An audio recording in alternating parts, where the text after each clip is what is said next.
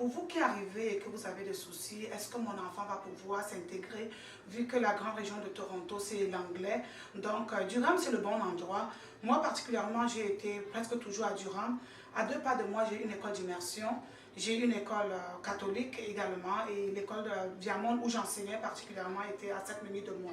Donc c'est vraiment l'endroit idéal. Vous avez les services en français disponibles ici. Et de temps en temps, on a aussi la chance même d'avoir des médecins. Donc j'ai eu la chance quand j'étais enceinte de ma fille, mon gynécologue était francophone. Mais aussi on note qu'à Durham, notamment à Oshawa, nous avons une église francophone. Donc il y a beaucoup de francophones qui se retrouvent dans cette église-là. Et on a beaucoup de communautés, les communautés des pays francophones qui donnent comme ça un outil de rassemblement de la communauté francophone.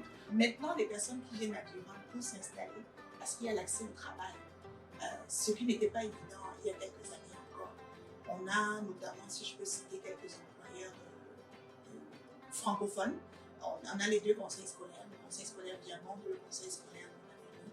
Donc dans les écoles, si vous êtes enseignant, vous avez un profil d'enseignant, vous pouvez avoir du travail dans les conseils scolaires.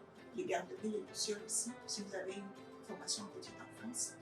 Il y a aussi le club optimiste de la francophone de la région de Durham qui emploie, c'est le plus gros employeur après les conseils scolaires parce qu'ils emploient les moniteurs pour les camps d'été. Et ce sont des camps d'été francophones.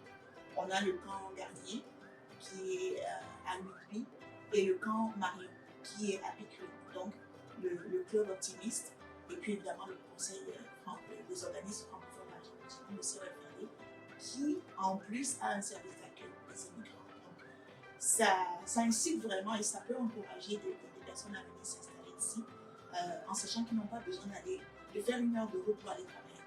Pour ce qui est des services ici dans la région, à part des écoles, à part de l'église, on a aussi des activités. Alors, il y a 2 organismes francophones qui sont très importants dans la région. Le COFRD, le Conseil des organismes francophones de la région de Durham, qui organise des activités pour tous les gens, pour les adultes, les personnes âgées, les enfants.